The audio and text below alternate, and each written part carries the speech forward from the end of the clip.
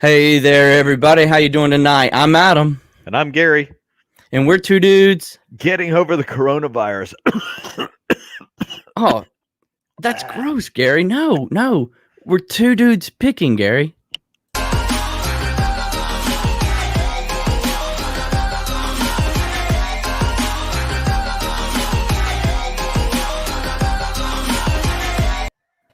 Hey, everybody. How are you doing tonight? Gary and our special guest, Buffalo Picker. How is everybody? How are you, Buffalo? Doing well. How are you? Most excellent. Gary, you doing all right? Yeah, doing pretty good. I don't really have coronavirus. Let me put it out there for everybody. You don't have to stay more than 6 feet away. Well, we're definitely doing the virtual thing like they tell us to. Social distancing. Very true. Excellent. Tommy, I'm sorry, Buffalo Picker, we really appreciate you joining us tonight on our podcast, Two Dudes Picking. And we wanted to talk to you about Amazon. And we don't do Amazon. So when we get to the part of the show where we're doing an interview with you, we got a lot of questions to pick at you, okay, about Amazon specifically. Yeah.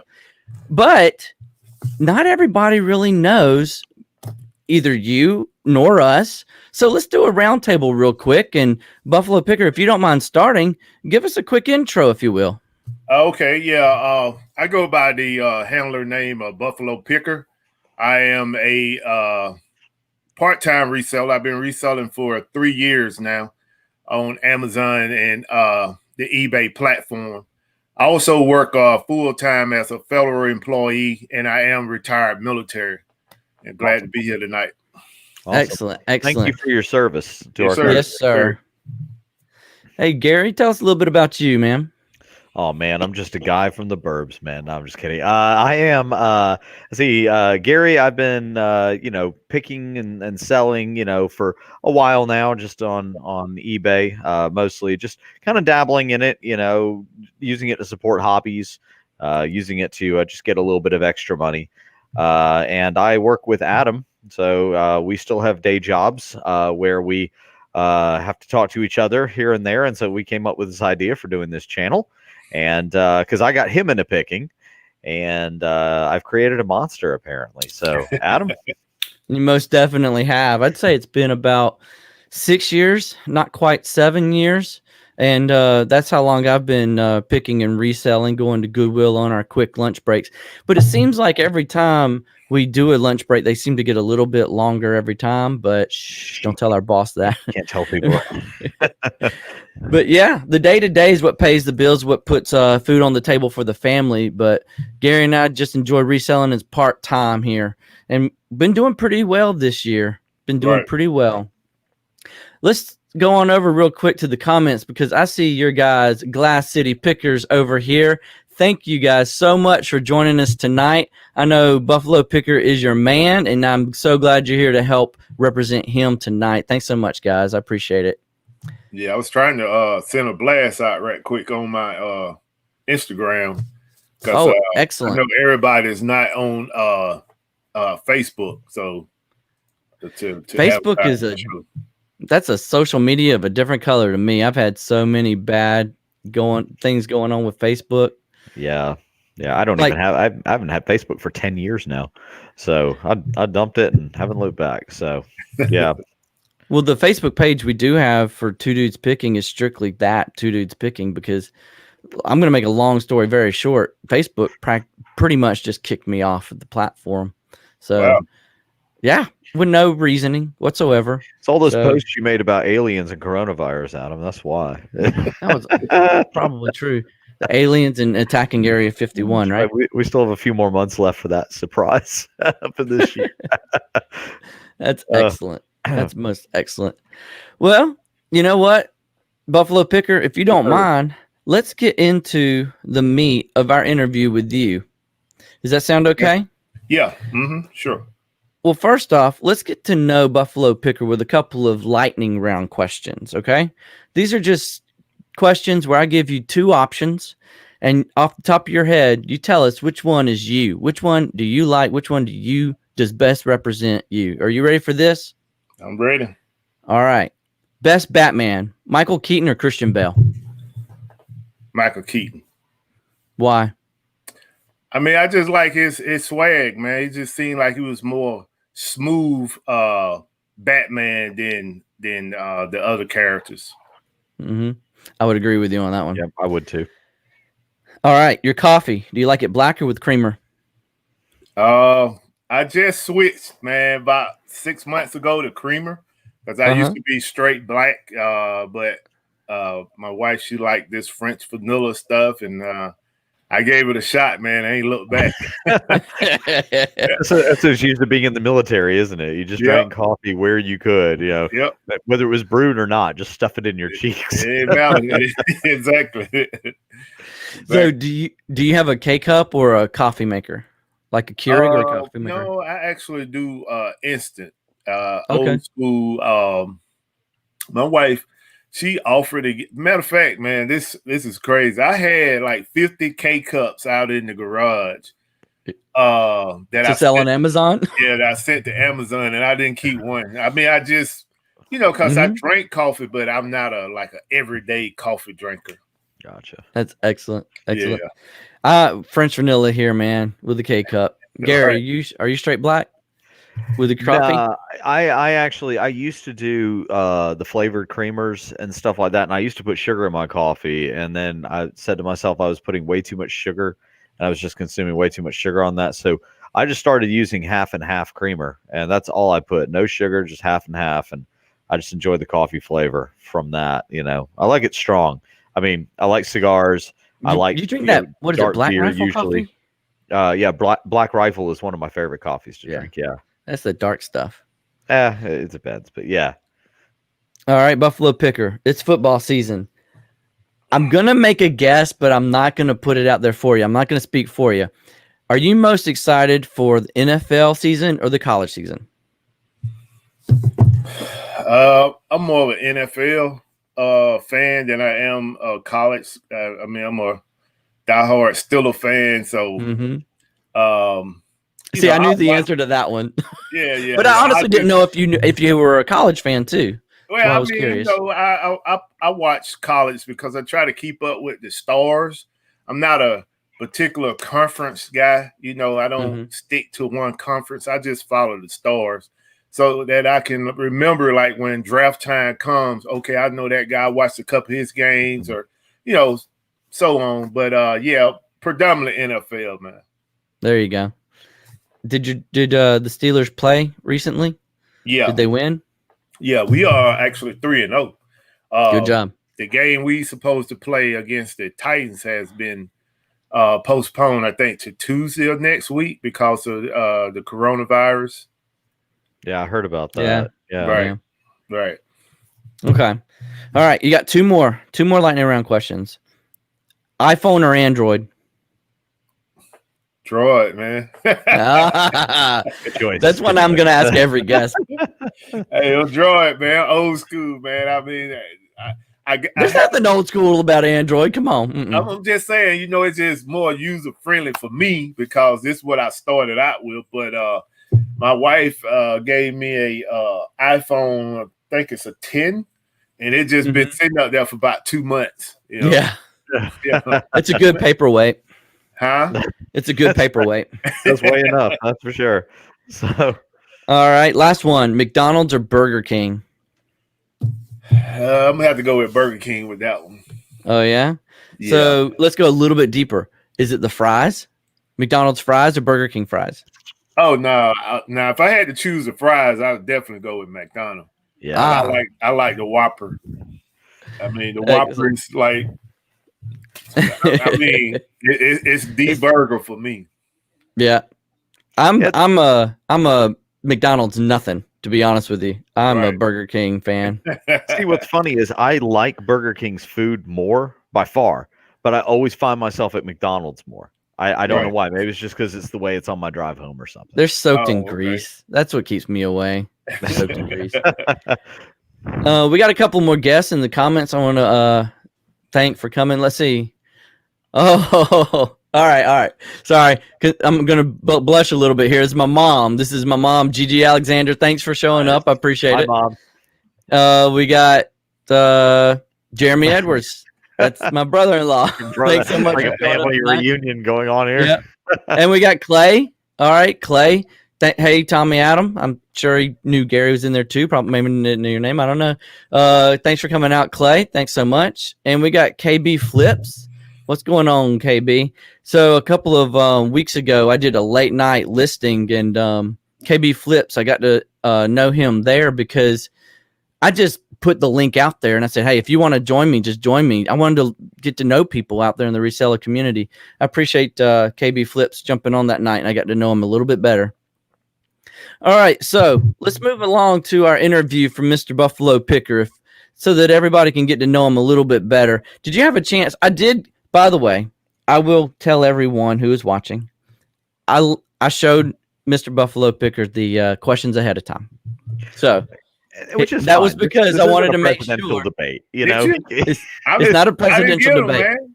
Oh, you did send well, that doesn't mean that I didn't send them. all right. Well, surprise interview. All right. So you shouldn't ask him number 5 then. If there's anything off limits, just Hey man, I missed that, man. Golly. It's all good. All right. We wanted to get to know you a little bit more. Gary has family history with the military. I have just a little bit. I was curious, what branch of the military were you in? Army. You were in the Army, and for how many years? 20 years and 6 days, 2 hours and 33 minutes. Awesome. And you, correct me if I'm wrong, would that be considered you fully retired from it, or Yes. you were discharged? Yes? Yeah, fully retired. Right. Excellent. Thank you again for your many years of service. We truly appreciate that. Absolutely. Sure, yes, sir. When you were in the military, did you do any reselling then? I did, man, but I wasn't how can you say it? I guess there's only one way to say it. I wasn't a legit reseller. Okay. Back then, I ran into somebody one day, and this is a short story. One day I went to a place looking for some shoes. Mm-hmm. And this guy was like, hey, come on in the back. I got more shoes in the back. So I go in the back and I see all these boxes of shoes, Air Force Ones and stuff like that. And I was like, man, where you get all these shoes from? He was like, I get them from New York. He was like, these shoes are hot. I was like, I see a lot of people buying these shoes. So he was like, if you want to, buy enough to resell, you can buy them and then resell them. Me not thinking, okay, these shoes are not really legit shoes, even though they look legit. Mm-hmm. I actually sold close to, in my short span, I probably sold about $35,000 worth of Nike Air Force One shoes, and I probably made $17,000 in Columbus, Georgia. Wow. Yeah.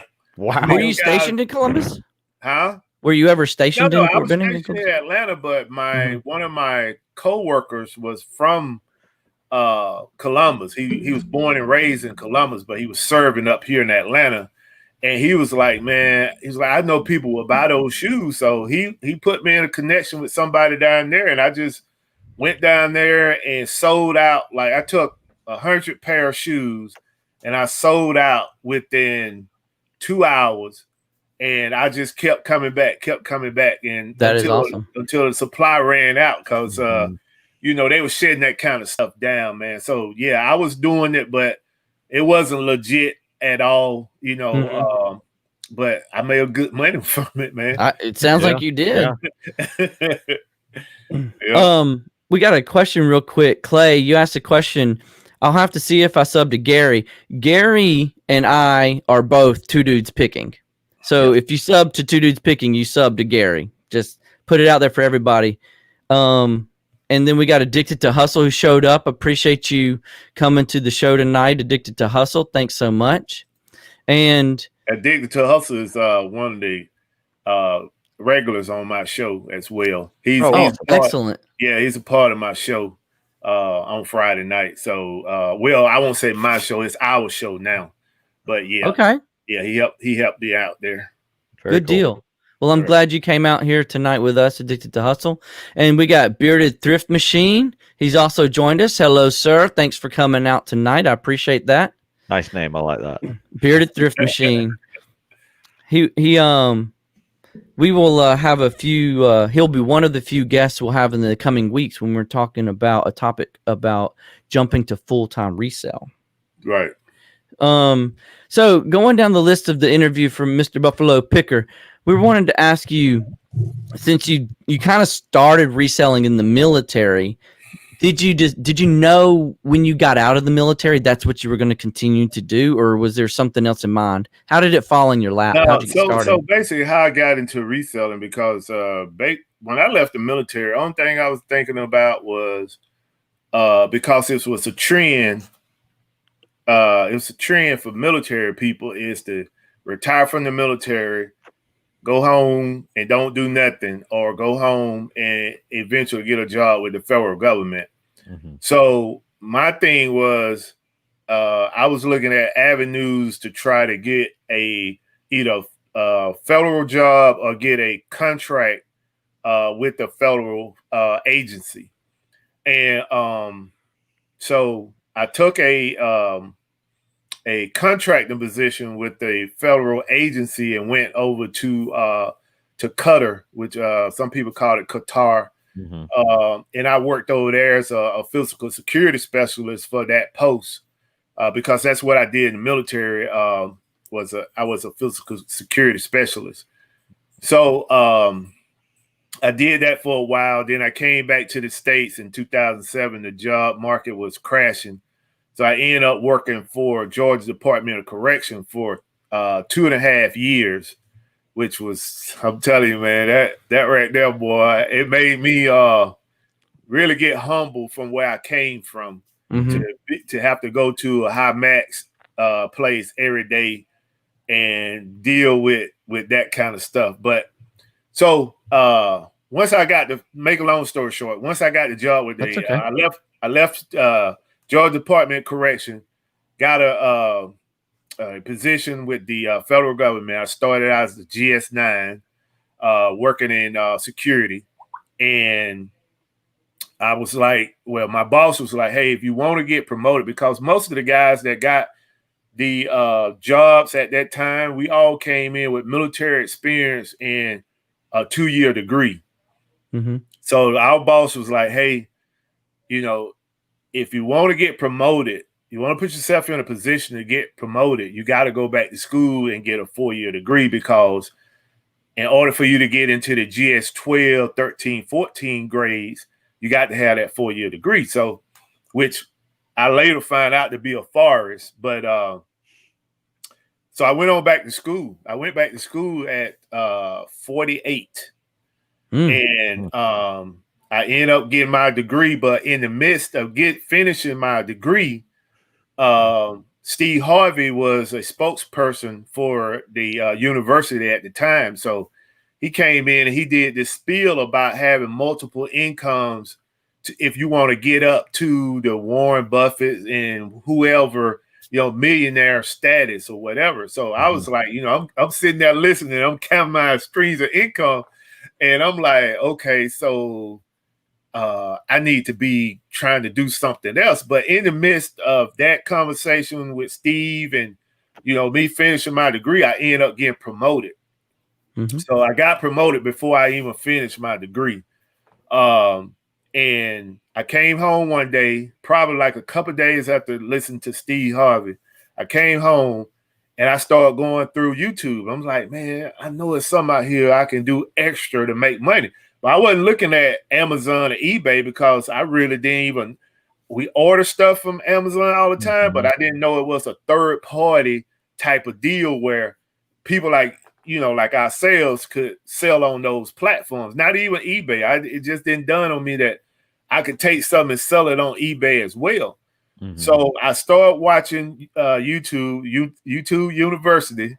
That's that's what most people call it. Yep. And I ran across this guy, Resell, and I watched him for almost 3 months. I watched almost all his videos for about 3 months. And I was like, man, let me go and just test some of this stuff that he's talking about.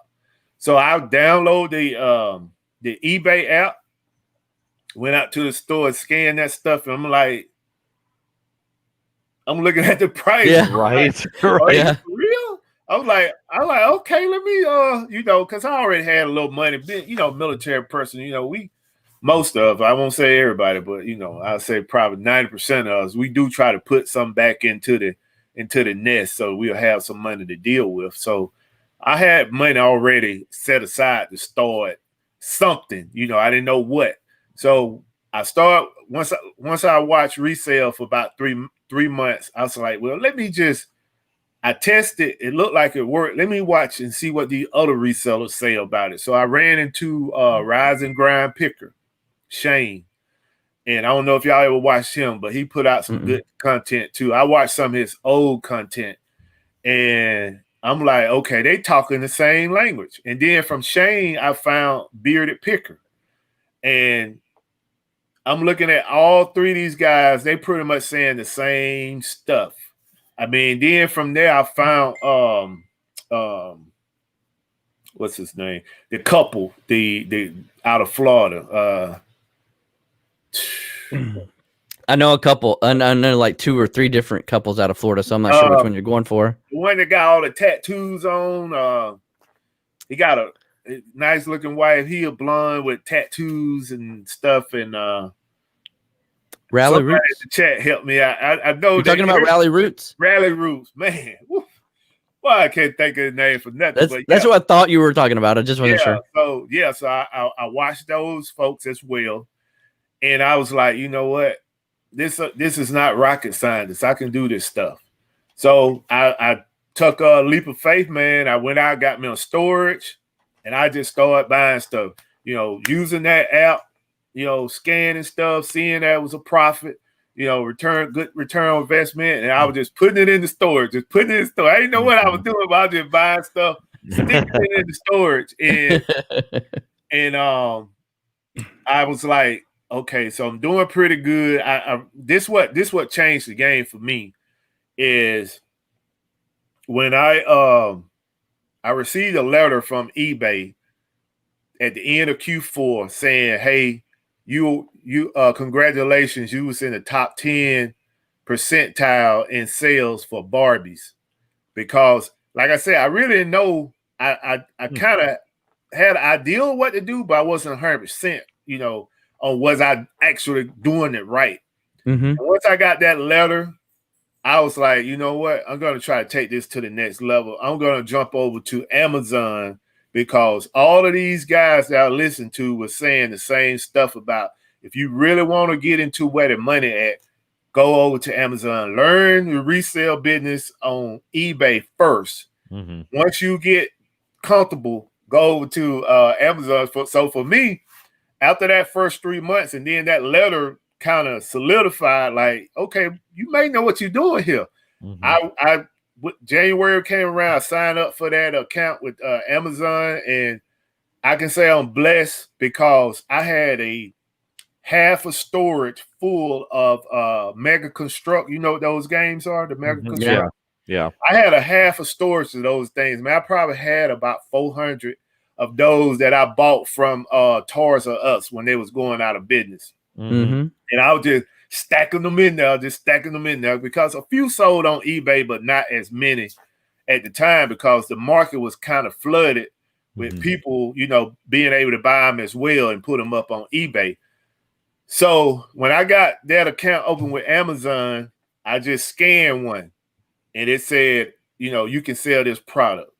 And then I scanned another and then I came from the storage and came home and I was like, let me see, what this thing says. So I went on to the computer. When you click onto the computer in the catalog, it'll tell you if you're approved to sell that brand. So It told me I was approved to sell the brand. So when it said that, man, the next day I went and brought all those things. I made about 4 trips over there because I had to put them all in a car. Made about 4 trips, came home, put the tags on, boxed them up. I think that first shipment, I had probably about 22 boxes going to Amazon. And I never looked back, man. Wow. Never looked back. That's excellent. So tell me, there's two questions I have out of that. One is, I've heard the phrase gated, right? Right. What does it mean to be gated? Well, gated mean that if you trying to sell this product, green screen. So gated mean if you trying to just say hypothetically, this I see a dig to the hustle calling the Barber King. Yeah. So just say hypothetically you trying to sell Barbie, for instance. If you are gated in that item, that means you cannot send it to Amazon. Okay. But why would you be gated? Because Amazon is the thing with Amazon is that's different from eBay. Amazon wants you to prove to them that you're serious about the resale and that they can trust you with their customers. So basically, they only going to give you a few items that you're going to be ungated in to sell to that platform. Almost like a test. Say again? Almost like a test. Exactly. A performance. Gotcha. Right. Everything is based off of your performance. Once your performance start getting better and you like really pushing those items out, because the best way to get your performance up with Amazon is volume. They're all about volume. I mean, you just cannot feed that beast enough of goods to be satisfied. You got to constantly push. And I don't know if y'all see some of my Instagram. I try to post photos when I'm shipping boxes out to Amazon. I mean, some people like, man, that's a lot. Nah, that's a small scale. When you look at some of these people pushing out pallets to Amazon. Do you know how Amazon chooses the category that you'll be ungated in? No, I don't think nobody know that. Do they give you any kind of oh, I'm sorry. Go ahead, Adam. I was just going to say, do you think it's random? Yeah, I believe it's random. I believe it's whatever. Amazon is all about data. And I think what they do is they look at the amount of people selling a product, and they probably look at like, okay, well, we don't have enough people selling this particular brand. These are the new people that are coming into the reselling market. So let's just give them this and give them that. It's just like for me, I've been selling probably about a year and a half longer than Glass City Pickers, but they can sell some items that I still can't sell. Okay. Now I can sell a whole lot of items they can't sell because I've been doing it longer, but they still have onesies and twosies in their catalog that I can't sell unless I go out and get an invoice to get ungated to sell it. All right. What was your question, Gary? I was going to say, do they give you sort of a list every month, every quarter of things that you can then sell? Like, do they update you, or do they sort of email you at random? It's like, hey, we've chosen you to sell this now. Nope. They want you to do the work. I got you. You gotta go. So this is what I did when I started. And that's when Adam told me that you always going to be asking me like Amazon questions, I started trying to go back and reflect like when I first started, because I can't tell you a whole lot about where I'm at now, because that ain't really what you need to know. What you need to know is like from where I started from. Sure. So, and I kind of got lost. What was that question again? It was like, do they ever update you as to what you are able to now sell? Yeah. So basically, this is the technique you have to use once you get started, and you say for instance, they open you up in Heinz ketchup. Okay. So you say, okay, they open me up in this. I wonder what else I'm open up in. So what you have to do then is go to the catalog and just start typing in brands. And once you type in that brand gonna show you some items. You click on that item and see if you can sell it. If it say, congratulations, you've been ungated, boom, that gonna go to your catalog and say, hey, you're not ungated in that product. But it's nothing gonna come out in a email or newsletter to say, hey, Gary, you are ungated in these 5 items. You're gonna have to look to see if you're ungated in those 5 items. Now, if you get an invoice and you send an invoice to Amazon, Now, here lately, they've been returning those around within 48 to 72 hours, saying that congratulations, you've been ungated, or they say, this ain't sufficient. You need to, correct the invoice or whatever.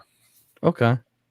We got a couple of comments over here I want to share with you. One is from the Bearded Thrift Machine. Want to make sure you saw this. He said, thanks, guys, and also wanted to thank you for your service, Buffalo. Appreciate it, Bearded. I got to look him up, too, because I never heard of his name. But one thing, let me say this before we move forward, if y'all don't mind. Go ahead. Yeah, when I see new people in whatever show I'm on, if I see a new name, I definitely, if you got a YouTube channel, I reach out and subscribe. So just letting you know, putting that out there, that I will find you and subscribe to you. This one thing we got to do in this community, man, is support each other. There's enough money out here for everybody to make money. Couldn't agree more. Believe when you look at those numbers of people visiting these platforms, there's no reason for you to be like this. Because there's so much money out there. You got to, release it. Let it go. That's right. Don't let me forget. There's something I want to say on that topic closer to the end of the show. So don't let me forget. I want to talk about that one more time. Go ahead, Gary. Oh, I was just going to say, it's kind of funny whenever I got Adam into picking, I had folks asking me, their, friends that didn't pick or anything, as I would tell them, yeah, Adam and I are going to go out to Goodwill. I said, oh, are you teaching him what you do? And I said, yeah. And they said, well, why are you doing that? When you could just keep all of the stuff that you find for yourself. And I said, do you think I can buy an entire Goodwill store? There is so much stuff out there to sell that honestly, for one of my best friends, I have no problem sharing that, with him to say, hey, man, this can be as big as you want to make it. This is the way to kickstart it. So, I completely agree with your comment there, Buffalo, that there's plenty of meat on the bone for everybody to partake from. Exactly. And, we do need to make this community as strong as possible. And, that's one reason Adam and I do the show that we do, is it is for, more of the, hey, you want to get into it, you want to see what it's all about. But I like hearing about the next level because, we've talked about what is the next level. How do we get there? So, the insight that you're sharing is really valuable for this as well. Yeah, I mean, like you said, I agree 100%, man. You can only go to so many stores, and you can only spend so much money. That's right. Nobody have a bottomless pit of money, and if you did, you wouldn't be in reselling. Exactly right. So my brother-in-law, he is a picker as well, and there's another gentleman here in our city that we see quite often when we go to the Goodwills, who is a full-time picker, and we've all had conversations about that. Meaning, I don't have any ill will towards any of them getting there and finding something before I do, because I still find stuff. Right. Yeah. And I sell different stuff than what they sell. This guy knows shoes. I know electronics. I know, what I'm saying? So there's of course, plenty of meat on the bone. The other guy, I mean, he's all about vintage T-shirts and all this other stuff. And what's funny is that in the store, he'll teach us about what to look for in a vintage T-shirt. So he's literally telling us how to pick what he goes out and picks. Let me say this, man. This was enlightening to me, and maybe this can help somebody out in the audience as well that's just getting into reselling. But the enlightening moment for me in this group thing, or being a part of a group, a community, and sharing and giving information out. I used to be that guy that I figured I had learned so much in a short period of time. I need to stay in the shadows and not come out and share it with nobody. And one day I was on Amazon, and I found out about this group meetup in Atlanta, and I went just to see, what they talking about, this and that. And it was a bunch of people in there. Well, I won't say a bunch, probably about like maybe 10 people in there, and they were all newbies. They didn't really know a lot about reselling, but they wanted to see what it was about. And the people that was hosting it, they had a whole bunch of information. And I'm saying the information they had was some concerns that I've been sitting back trying to find it on my own, just like, you know, how you can tell like what's a vintage t-shirt, you know, at first glance, you know, what you look for when you know, buying jeans, you know, that kind of stuff. And I'm trying to go to, you know, YouTube University and find it on my own. But then when I got with these guys, it was like, it was an enlightening thing. Like, you know, what, why are you trying to stay in the shadows with it? Come out and meet people. You find people that, you know, they may be an expert in this, but they ain't an expert in that. And you can collaborate. And next thing you know, you got your go-to person when you find something you don't know nothing about, but they do, you know. That's right. So, yeah, and man, we got a lot of people agreeing with those comments in the chat. So no, everybody's in agreement with what we're saying. I would like to go to one of those meetups one time. We tried to do one in Columbus. Do you know the YouTube name Lot of Josh? Yeah. He used to be in Fort Benning before he got out of the military, and we tried to set up a gathering, a reseller meetup, if you will, but there wasn't a lot of local to Columbus Facebook resellers that we could get a hold of, but we attempted to. I still would like to try to do something like that. We don't have a Facebook page for local resellers, if you will. So that might be something I might want to try to start. Yeah, definitely. I mean, we only about an hour and a few minutes apart from each other. Yeah, sure. I'm right off of the I-85. So, I mean, once it get better, man, and, you know, we can get control of what's going on in the world, I would love to do that. You know, right now, I just try to limit, you know, my time around people if I don't have to be. You know what I mean? Sure. Totally understand. Yeah. There were some comments addicted to hustle had. He said, start with books. No one knows, but you can always start on books. Yeah. Okay. Yeah. So, I made a video about that. Maybe 3 or 4 videos back that, you know, the creator of Amazon, that's how he started Amazon with books. Yeah.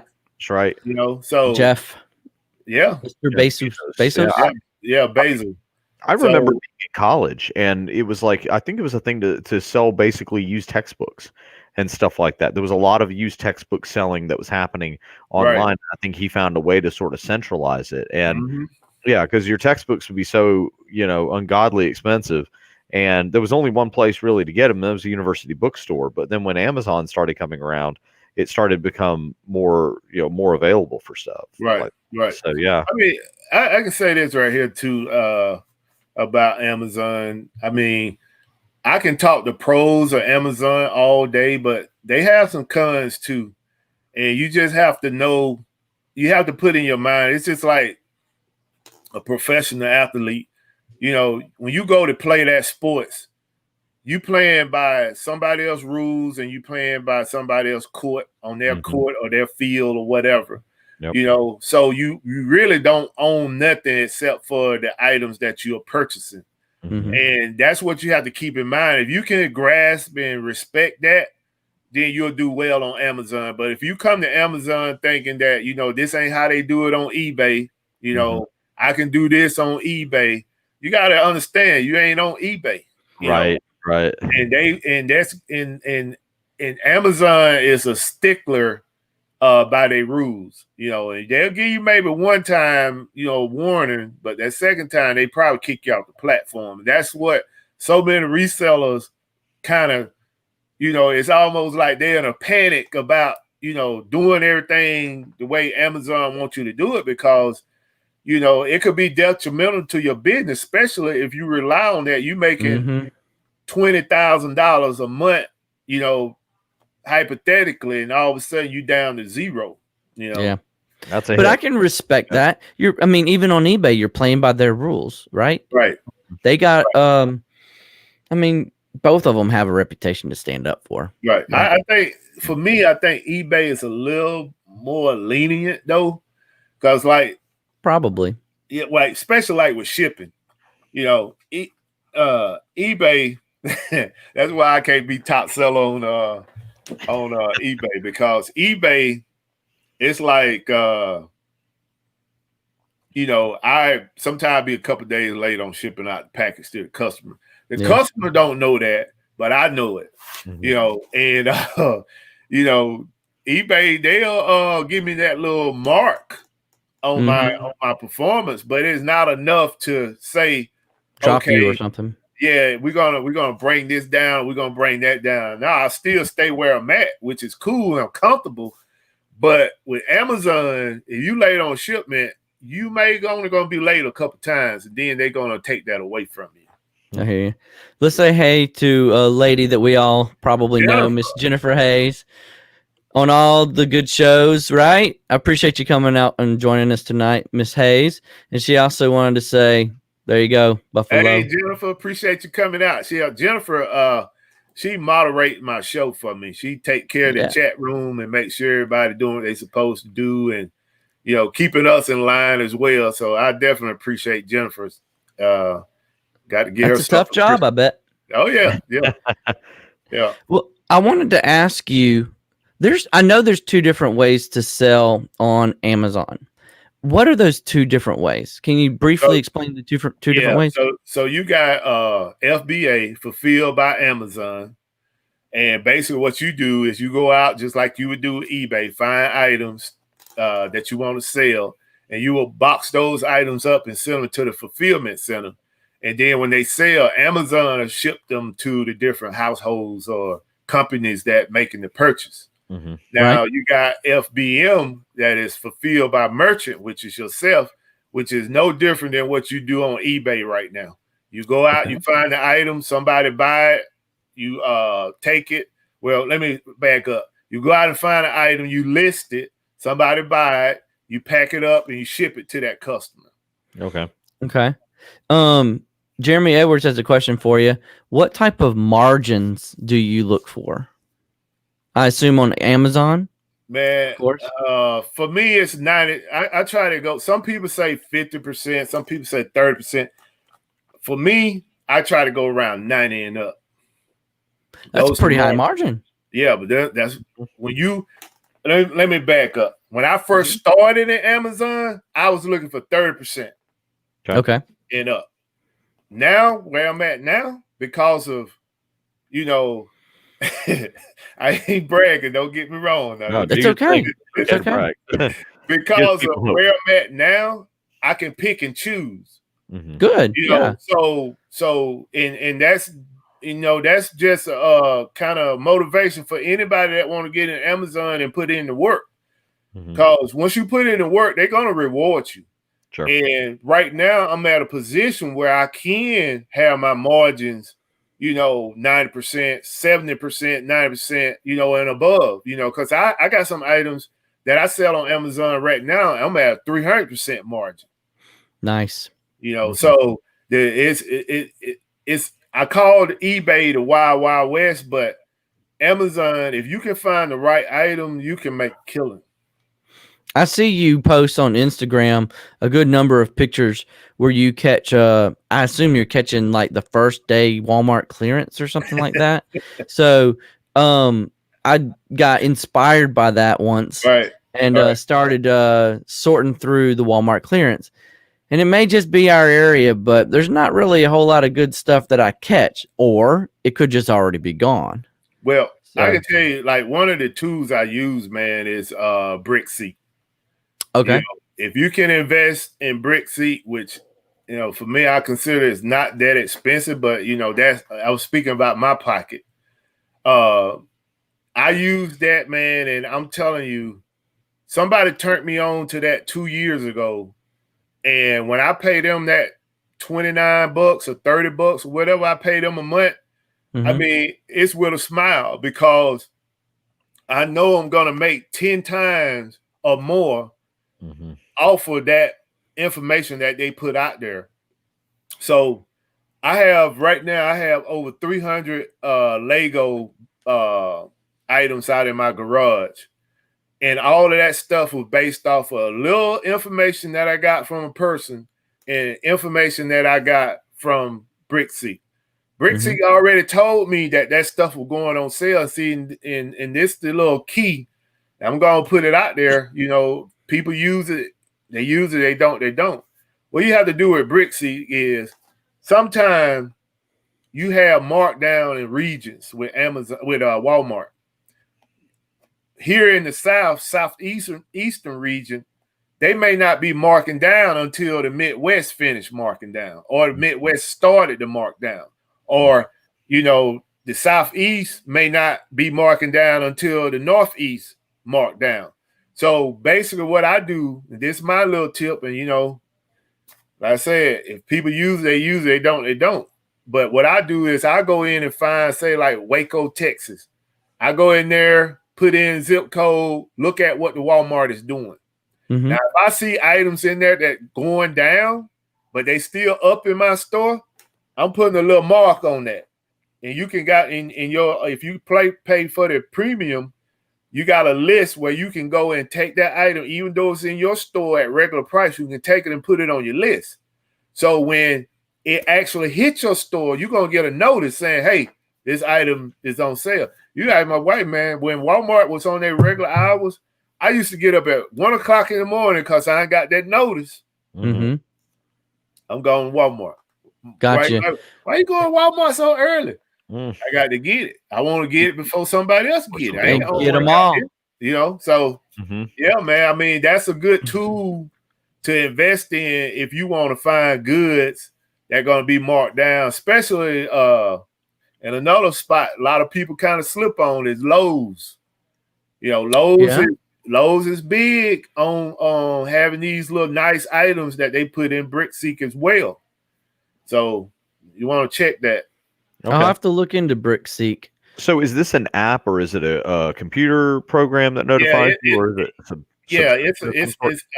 It's a program that they send to your email, and then you click on it, and then they'll give you access to the program.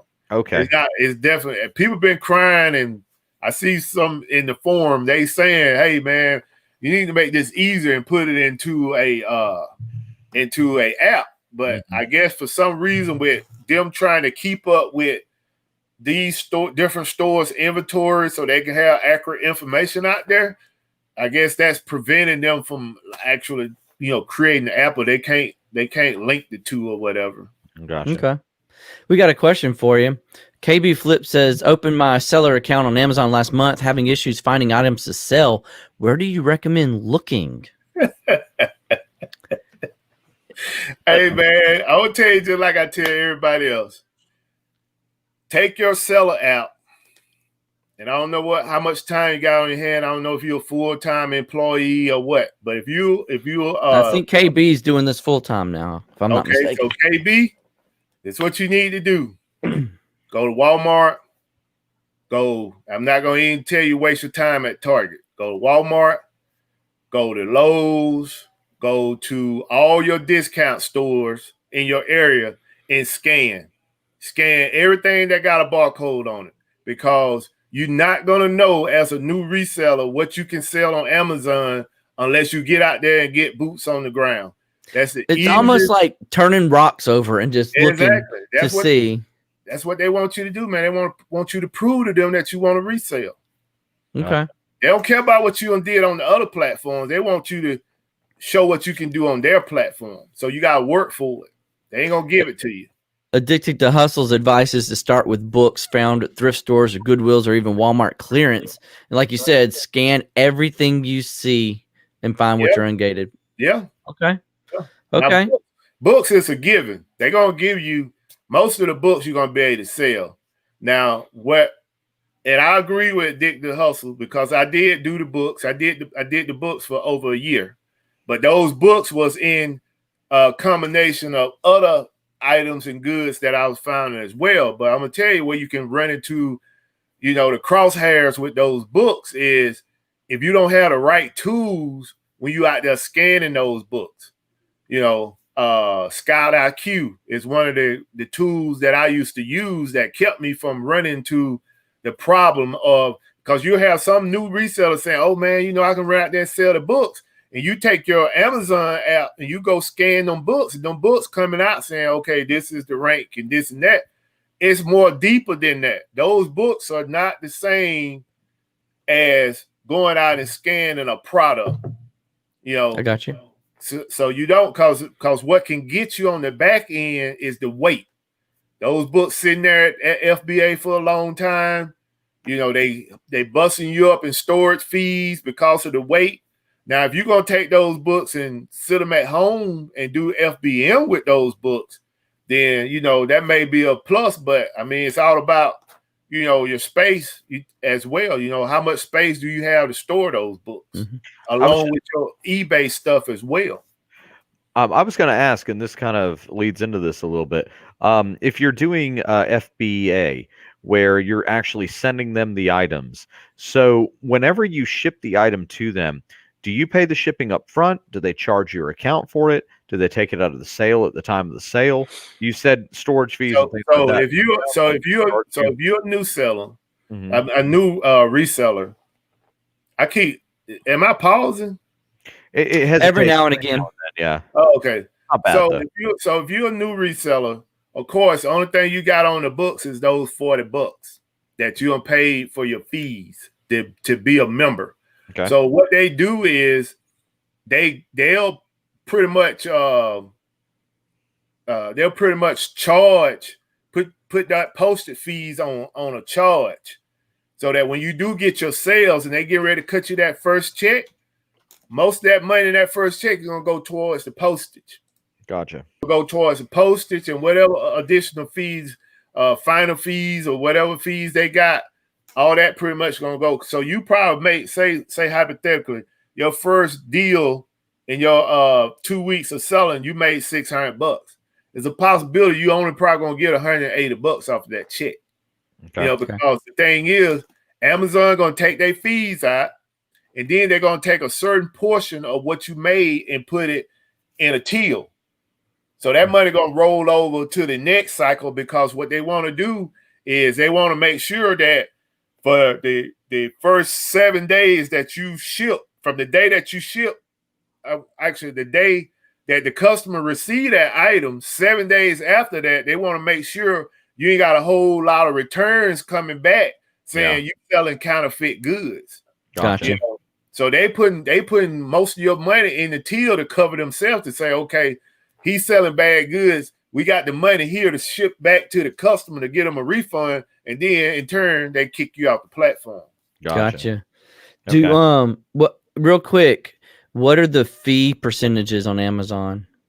So say per sale or something. So they have, in those change. They didn't change this year, but right now, I'm giving this off the top of my head. Okay. 15%. Shipping is different depending on your performance. Like for me, I do about 50 cents a pound, but some people can do $1 and something a pound, depending on your performance. And they got a final sale fee. Okay. So total you're paying about 20% with Amazon. Okay. 20%. That's what I was expecting you to say. That's not bad. Yeah, it ain't bad.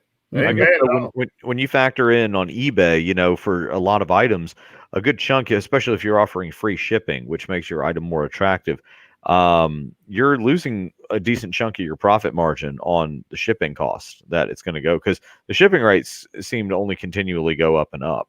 Right.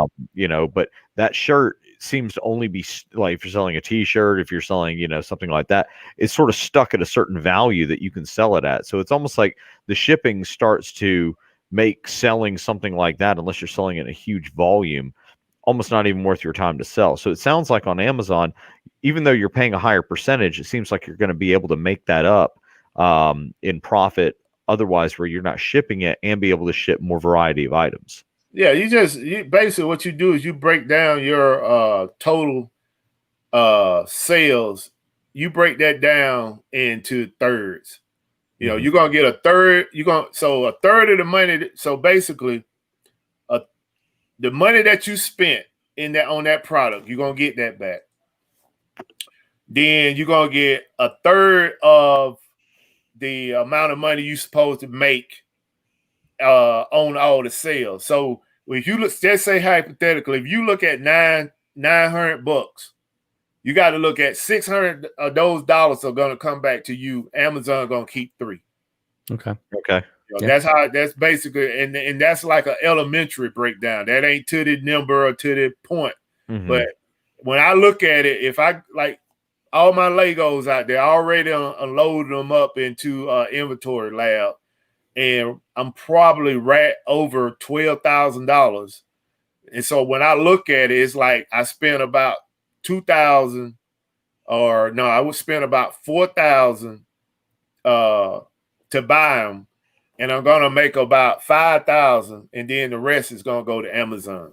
Gotcha. For fees.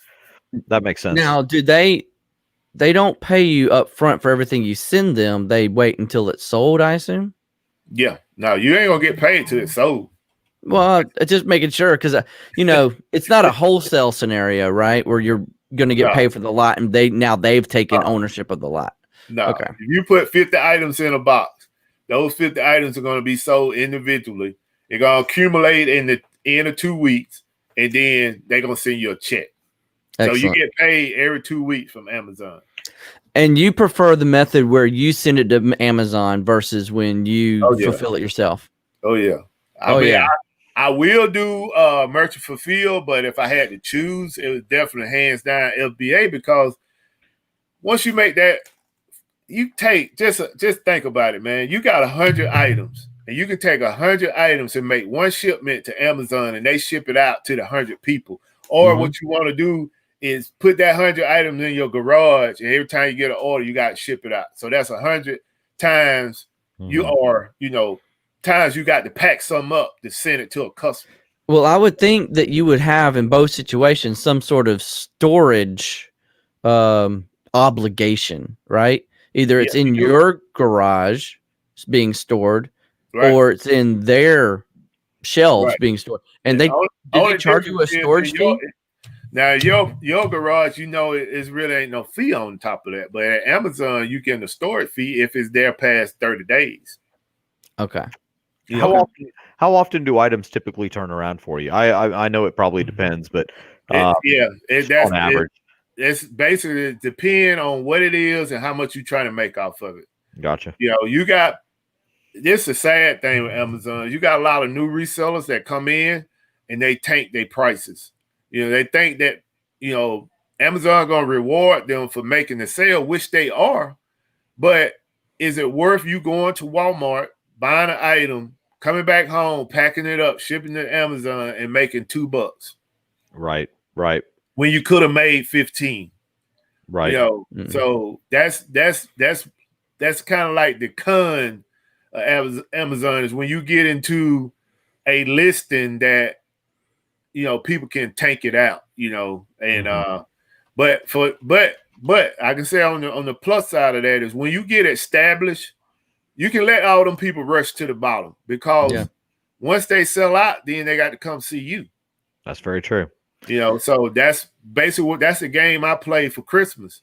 I don't sit here and panic because I got 50 items and it's 2 weeks before Christmas. I don't do that. I learned that, the first year I sold on Amazon is that don't hit the panic switch, because you got a lot of late Christmas shoppers out there, and you got some people that shop after Christmas. So, very true.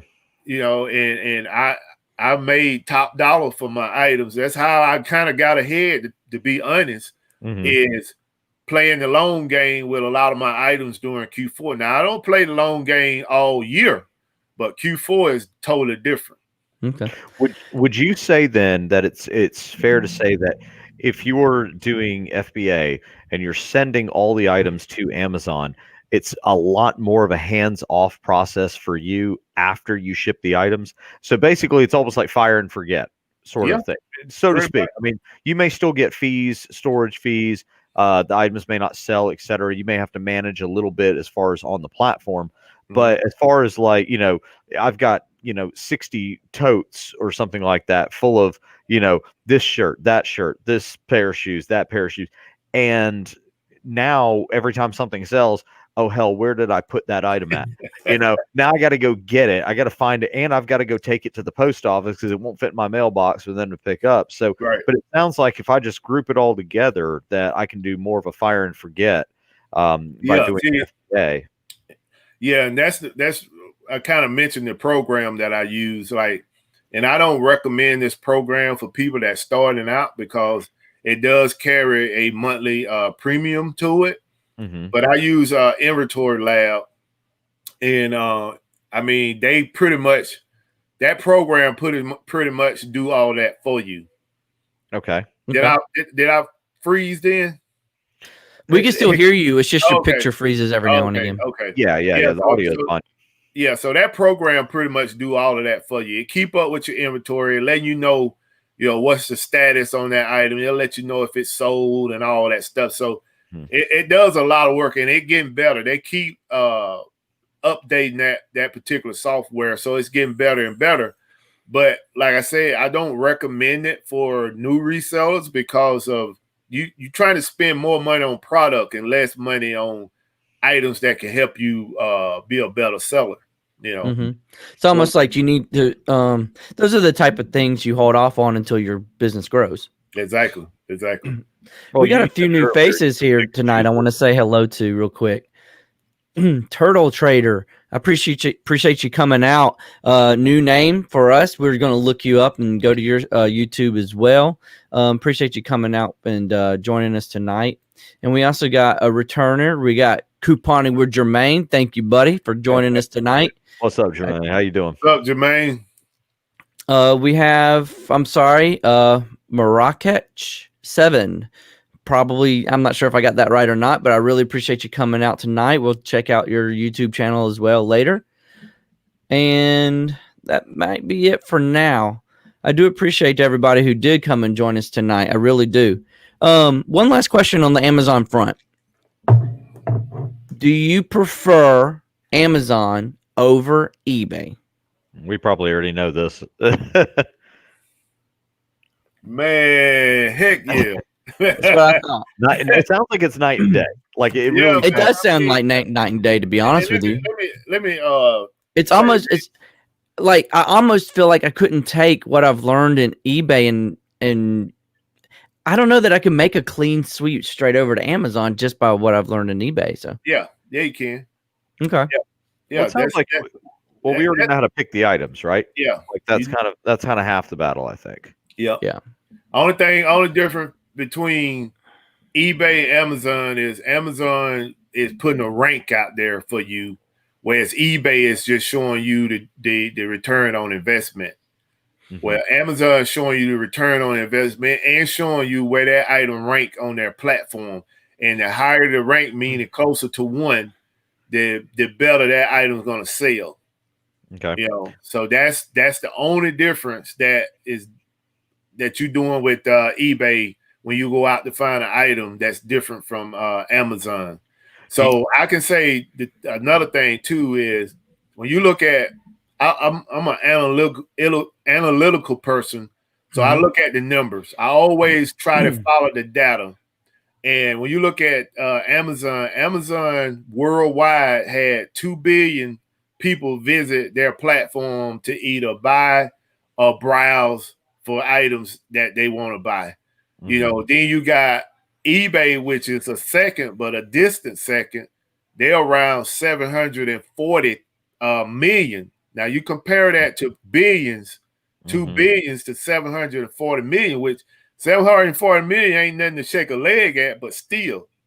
It's not nearly the eyes that's looking at it. It's not nearly. And then you got a third, which is Walmart, which it seemed like to me, based off the numbers, because in 2019, when I looked at the numbers, Amazon was a close second to Walmart was a close second to Amazon, but it looked like in 2020, eBay leapfrogged them. Okay.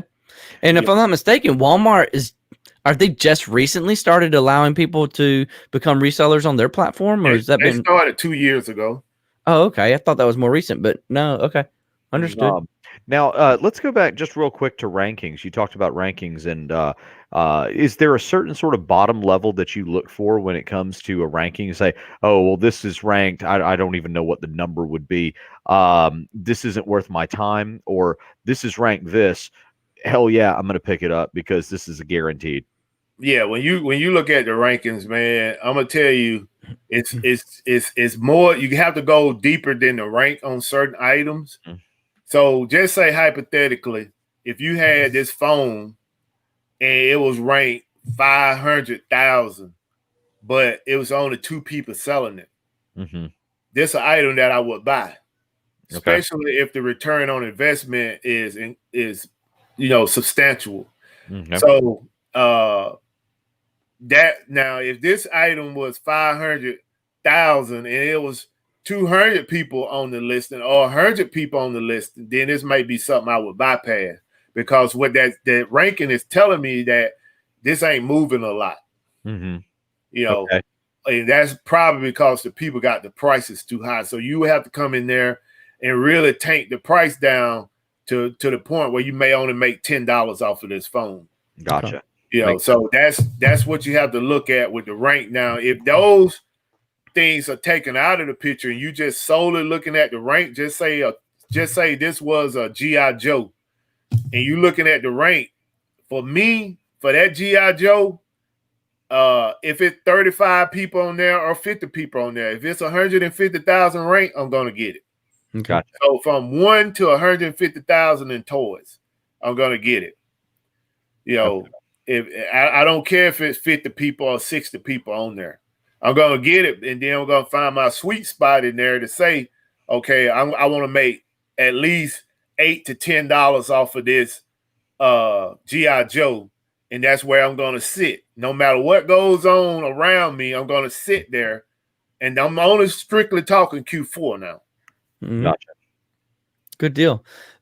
Jeremy had the same question, Gary. I'm not sure if you saw it or not, but we just answered that. Good deal. Great minds think alike. Bearded Thrift Machine has a question.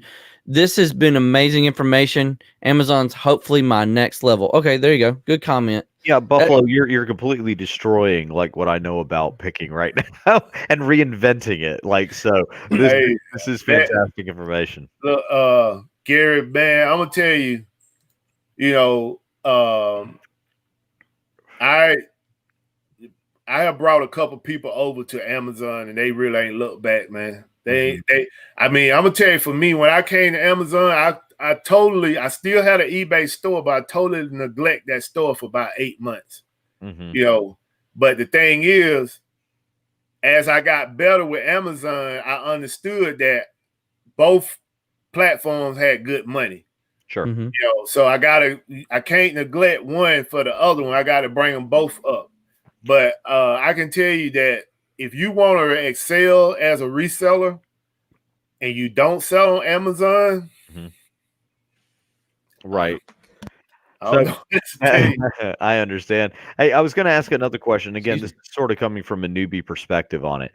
Are you restricted to only selling new products, or can they be used and only in certain categories? Yeah, you can sell used products, but only in certain categories. Okay. So primarily, mostly like electronics. Certain electronics you can sell used. You just have to look at what's their requirement for that. Okay. All right. So that makes me think that the picking at Goodwills would limit. If we were strictly Amazon, the picking at Goodwills would limit what areas we actually look at. Yeah, in Goodwill, you still can sell items out of there. I mean, if you can find like complete, like just say the VCR DVD player, the pair.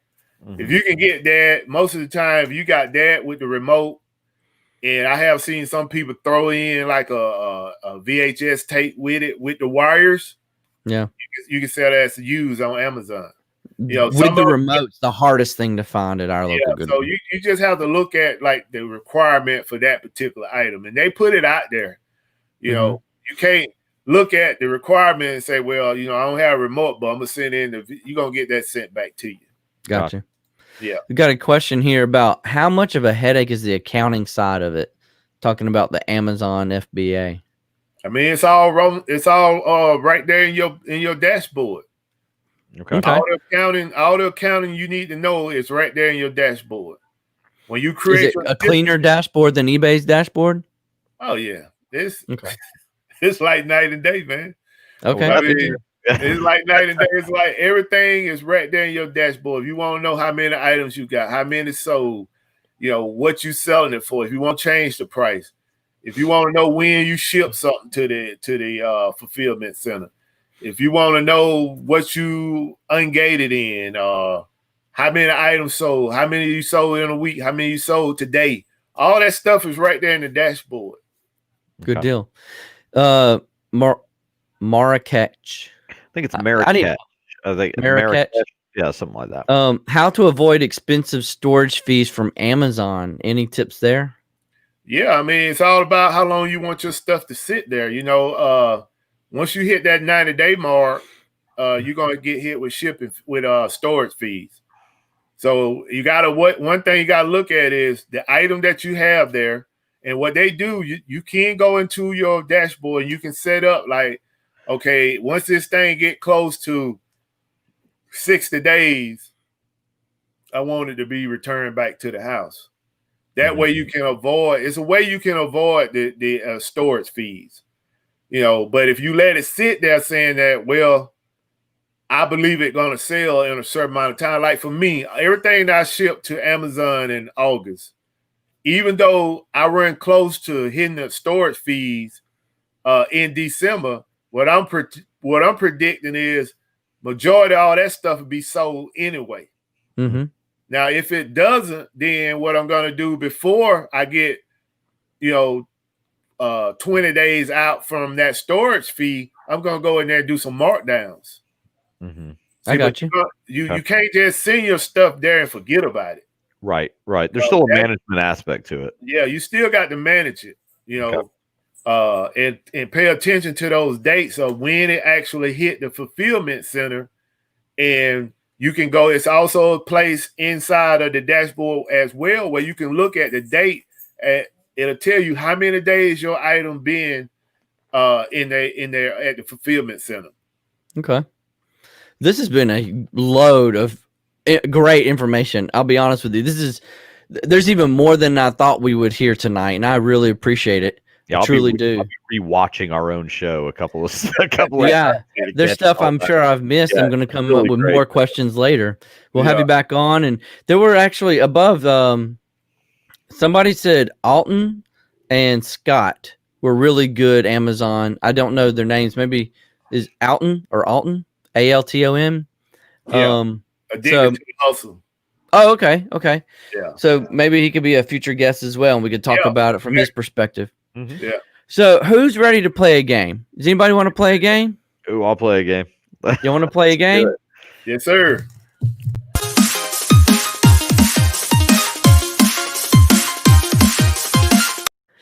All right. So this is our segment called Gary versus Guest, where Gary is our in-house champion on knowing what to choose from the pricing perspective. This game is called More or Less. Okay. For those of you who have not played this game before, More or Less is I'm going to show some products on the screen, and I've covered up the price that product actually sold for. And I've put in front of it a price I think it could have sold for. Now, Gary and Buffalo Picker have in their hands two signs, one that says more, one that says less. And when I say go, you're going to have to, I'm going to talk about the product, and you're going to be thinking in your head, is it really more or is it less? Because when I say reveal, you both at the same time have to hold up your sign that, if you want it more or less. And I'm going to keep a tally of the score over here. Now, remember, Gary is our in-house champion on this. And I have not seen any of these things. I have no idea what he's picked, so he always tries to make it more and more challenging. I try to pick some random off the wall stuff. Mm-hmm. Some of it's not so much off the wall. Some of it's really out there. Okay. So let's begin. This is our first product. All right. Our first product is an Optimus Prime 1985 vintage action toy. It is used, but it's in the box. Now, this is all the details you're going to get for this product. Used, 1985 vintage Optimus Prime Transformer toy. And I have a price showing of $295.99. You have to choose. Do you think it actually sold for more or for less? Get ready and reveal. All right. Gary says it went for more. And Buffalo Picker says it went for less. The actual sale price was $392. Everybody, Wow. everybody go How dig about in that? your closet for Transformer toys. Go back to your mother's house. Go look in the attic. $392. How about that? That is ridiculous. Wow. I came across Did this it sell because for I was that, or that's what they asking for. these are all sold products. Woo. You're looking at the actual price it sold for. So it did. Let's see. I can't tell if it. No, it had free shipping. But does it? To me, there's a level where you should do free shipping on something so small, anyway. And I think $392 is well in that frame. No one's going to complain about that one. No. All right. That was number one. All right. The next product is a bit off the wall. Get ready for this. It's a dead fairy. It's an oddity. It's one of those curiosity items. It's a random dead fairy that looks like it's been fossilized, or maybe it's just starting to, I don't know, decompose, if you will. But I've covered up here in the gray box. It's got multiple quantities. And although this is a sold listing, it still has 7 available. So the price I'm suggesting that it is sold for is $14.98. And I want to know, do you think it actually sold for more or for less? Are you ready? Reveal. You both say it sold for less. All right, I'm writing that down so I can tally it on the score sheet. The actual sale price of this random dead decomposing fairy is $37.95. Who buys this stuff? Wow. Really? I think the funny thing is 36 of them have sold at $37.95, and he still has 7 of them left. Jeez, I don't know. How about that? Like, what do you do with that thing? I don't know. That's wow. Okay, It's definitely something for Halloween, I would assume, That's right? neat. Yeah, I would assume so. All right. Let's go to our third item here. How about a locket of hair from the Beatle Paul McCartney? That sounds interesting, doesn't it? A locket of hair from Paul McCartney. There's not many details here. It's just a couple of pictures of listing of some certifications and authenticity to the hair is actually from Paul McCartney's head. But I have a listing price. Did they certify that? Anyway, go ahead. I have a listed price here of $999.99. And I want to know, do you think it sold for more or less? For a lock of hair? Yep. Go ahead and reveal. Gary says more. It's the Beatles. And Anything Buffalo the Beatles. Pickers said less, right? Yeah. Okay. Let's go to the chat over here on this one, if you will. And Turtle Trader says lower. Okay, so they're in agreement with you, Buffalo Picker. And Jennifer Hayes, she also says less. Okay, so Gary, the audience, the crowd is against you on this one. We just had a light one here. Bearded Thrift Machine says less as well, and Marrakesh said more. So the actual selling price of this Paul McCartney locket of hair is $650. Man, Man, golly. Could you imagine hanging that on your wall? $50. I mean, if that was John Lennon, I would say okay, yeah. Right, yeah. I could see that. Yeah, Paul McCartney is still alive for now. So yeah, I'm pretty sure he is. He is. Yeah, There's two Beatles that are still alive. So. All right. So let's move along to number. What are we on? Number 4? That's right. This is a Halloween one. I came across this whenever I saw the dead fairy, and this is a mummified pig from hell. All right.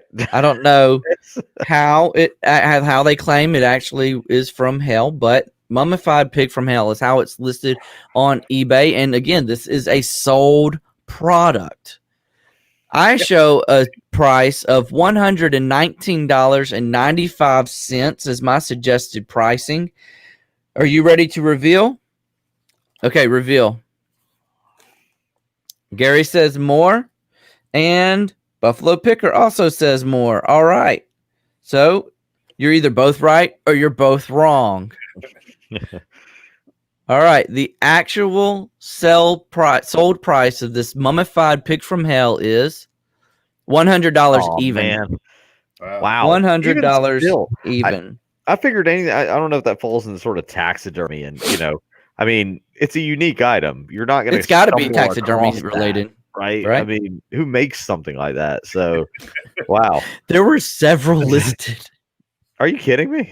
This Seriously? Is the most recent one that sold, though. That's how I chose this one over all the others. Wow. There were several listed. All right. So, right now, we're tied, guys, 1-1. I must have come up with some pretty good items. Yeah, I'd say so. The very last item, I think, is going to throw you all for a loop. And I'm even going to go to the chat before we reveal this. Okay, are you ready? The last item is a Harley Davidson cloth face mask 3D. Now, I went ahead and gave you some extra information. The 3D means that it's 3 layers. All right. So I'm trying to help you determine, give you more information to determine, its actual price. High class cotton, 3 different layers of protection, moisture wicking, machine washable. You with me so far? Yep. Included pocket filter to add 2.5 filter. Okay. So it's got a filter on the side. So Harley Davidson cloth face mask. I have a suggested retail price of $299.98. Now, y'all think about this before you reveal. I want to go over to the chat and see what they say. We've got Jennifer Hayes says goes for more. Glass City Picker says less. Jennifer Hayes says, now that that could have been on the last one. She now says that's just weird. Agreed. All right. So, what do you guys think? Have you come up with your number? Yep. Reveal. Both say less. All right. Tallying that on the board. The actual... Oh, Turtle Trader snuck one in real quick. Higher. And Bearded Thrift Machine says less as well. And the actual sold price is $1,399. Can you believe that? I knew Harley Davidson stood for $100, but I didn't know that it was that. My God. Wow. Can you believe it? Now, I'm going to show y'all guys something. I covered up the shipping price here, and that was on purpose, but look at the shipping price. You ready for this? Okay. We're going to make this part of the game. This is the tiebreaker, okay? You ready? This is the tiebreaker. You're 1-1 right now. The shipping on this item was $50. Do you think it's more or less than $50? Ready? Reveal. Okay, I got to grab my sign. Okay, ready? Reveal. Okay, you think it's cost more than $50 to ship? Okay. Right. All right. $399 economy shipping. There's some things on eBay I think just people are just trying to like launder their money or something. Right, that's exactly what it is. How to wash your money, using eBay on next episode of Two Dudes Picking. Yeah. So, y'all, we have a tie. Gary got the Transformer right, but Buffalo Picker got Paul McCartney's hair right. So we got a tie. We don't have that was the tiebreaker, so we don't have an actual tiebreaker. So we're just going to end this one on a tie. Is that okay with you guys? I'll take a draw. Yeah, I'll take a draw. We'll come back and break the tie another time. That's right. All That's right. Excellent. All right, we're at 9:55. We're running a little long. If y'all don't mind, I think that we could go ahead and drop the hot or not segment because we had such really good conversation about Amazon. I agree. I wanted to stick there. I wanted to hear more about what Buffalo Picker had to say about that than I really did about the hot and not segment. So we'll skip that for tonight. I do want to kind of advertise something that we're going to start here at Two Dudes Picking, and it relates back to what you were talking about earlier, Buffalo Picker, about the community. Okay, the community of resellers. We can learn so much from one another.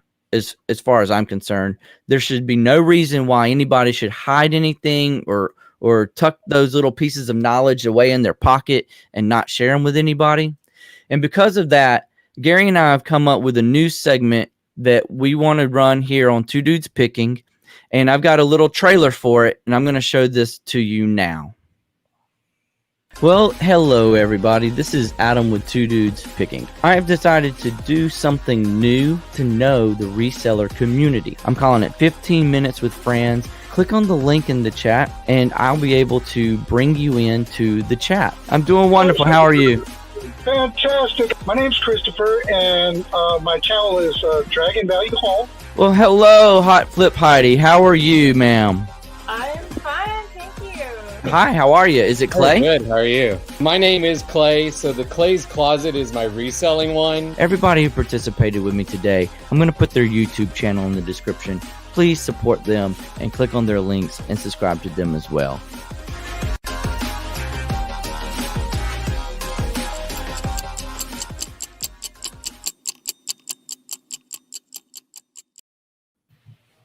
So what do you think? You think that'll be a good segment? Yeah. Something we can add on a weekly, bi-weekly basis? Yeah. Yeah? I think Landshark Picker had started out trying to do something similar to that. Okay.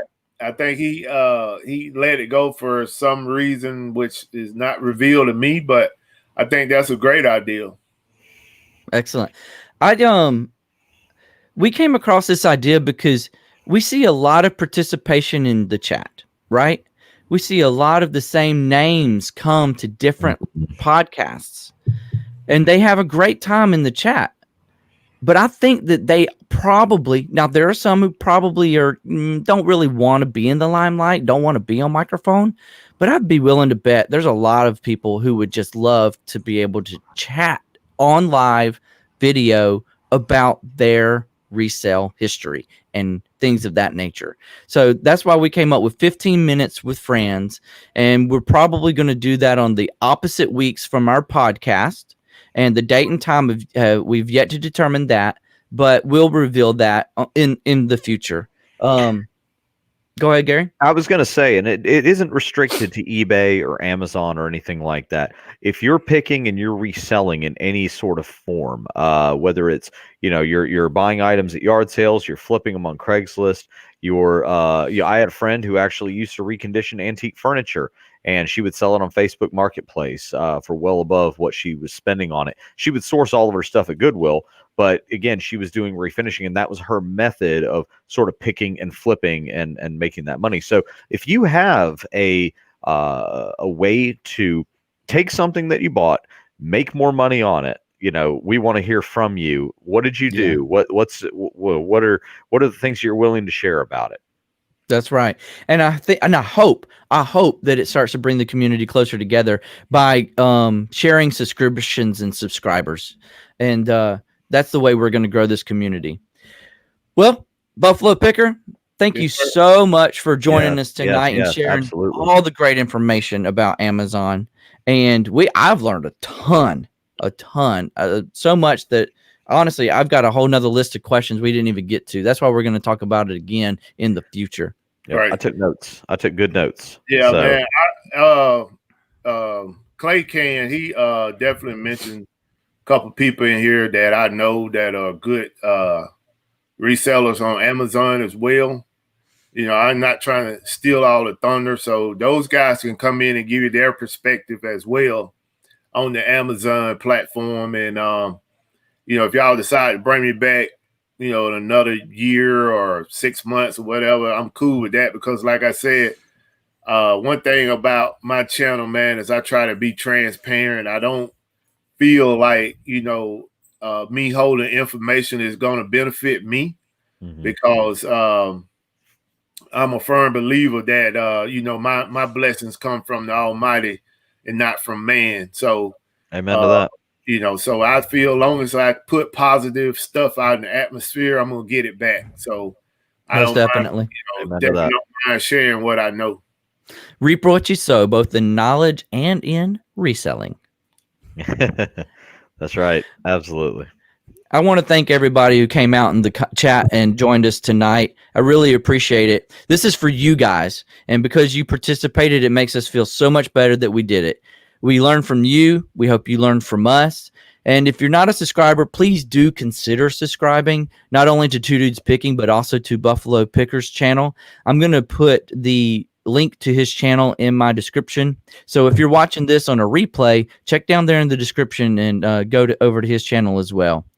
Again, everybody, thanks so much. I really appreciate y'all coming out here tonight. Y'all stay safe, all right? And have fun picking. All right.